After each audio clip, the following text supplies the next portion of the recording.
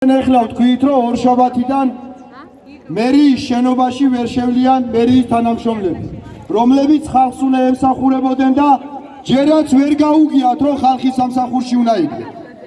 თუ მაინც მეგობრებო, მოგვასწრებთ, სანამ ჩვენ დილით მოვალთ და მოასწრებთ მერიაში შესვლას, გაძლევთ მეგობრულ რჩევას. შეიტანოთ ბევრი წყალი და საკვები, იმიტომ რომ დარჩებით მერიის შენობაში და აღარ გამოგიშვებთ გარეთ. მაინც რო იცოდეთ, შიმშილით თუ არა მოიხოცოთ, თუ მოგვასწრებთ შესვლას, გაუთხილით თავს, რომ გაიტანოთ თავი შიგნით. კიდევ ერთი, მეგობრებო, უკვე 2 თვეა ის დაპირებული, კუთვნილი ვითომ 60% არა უღია ხალხს და ჩვენ საუბრობთ აქ იმაზე, რომ პურის ფული არ აქვს ადამიანებს ოჯახში რომ მიიტანონ და შვილები დააპურონ. 16 დღე ამას საუბრობთ და მიუხედავად ამისა, ისიც ვერ მოახერხეს, რომ ეს მცირე თანხა მაინც ჩაერიცხათ. რა თქმა უნდა, ძალიან დიდი ტკივილია, როცა ასეთ უკიდურეს გაჭირვებაზე გელაპარაკება ადამიანები. თუმცა მე ამის ლაპარაკი არ მჭირდება. მეც ამ დღეში ვარ, ყველა ჩვენთაგანი ამ დღეშია, მაგრამ არსებობს გარკვეული ადამიანები, რომლებიც ისეთი პრობლემის წინაშე დგანან, ჯვარის წერია ყველას. გუშინ წინ მოვიდა აქ ერთი ადამიანი, გუშინ ვაბატიეთ. როდესაც მე ბავშვი ვიყავი 22 წლის დავიწყე მუშაობა 29 ფაბრიკაზე, იქ მუშაობდა ეს ადამიანი და ჩემი თანამშრომელი იყო. შარშან მას დაეღუპა ახალგაზრდა ბიჭი, შვილი.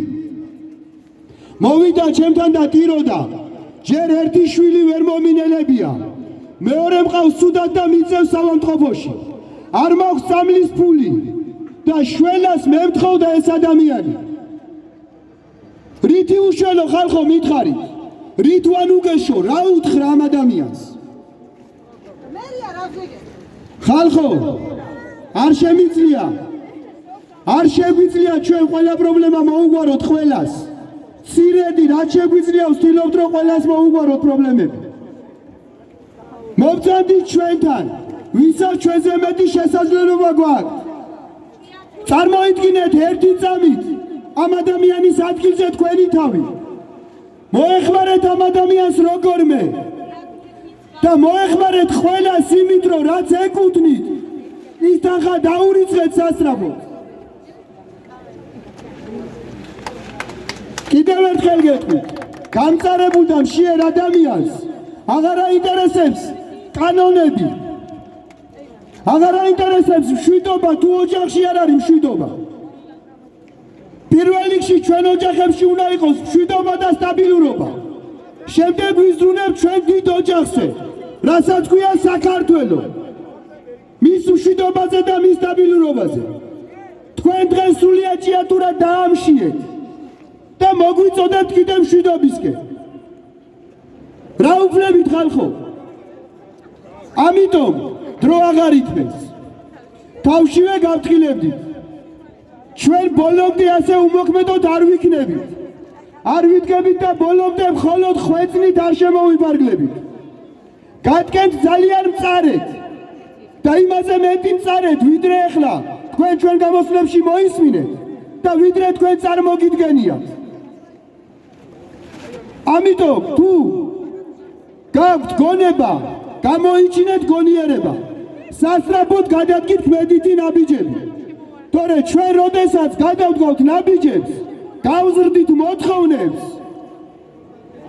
გავზრდით ჩვენ ბრძოლას, მერე ეს მოთხოვნები აღარ იქნება მხოლოდ ჩვენთვის დამაკმაყოფილებელად.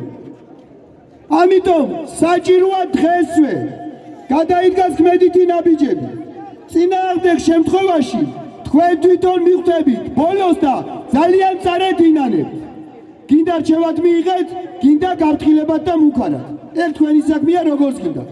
მე უბრალოდ გეუბნებით, რაც შეიძლება მოყვეს ამ ყველაფერს. გეუბნებით ნაცილს, მაგრამ ბევრად მეტი შეგვიძლია, ბევრად მეტი გვაქვს გეგმაში, ვიდრე ახლა ვაჟღერებთ. მადლობა ყველას.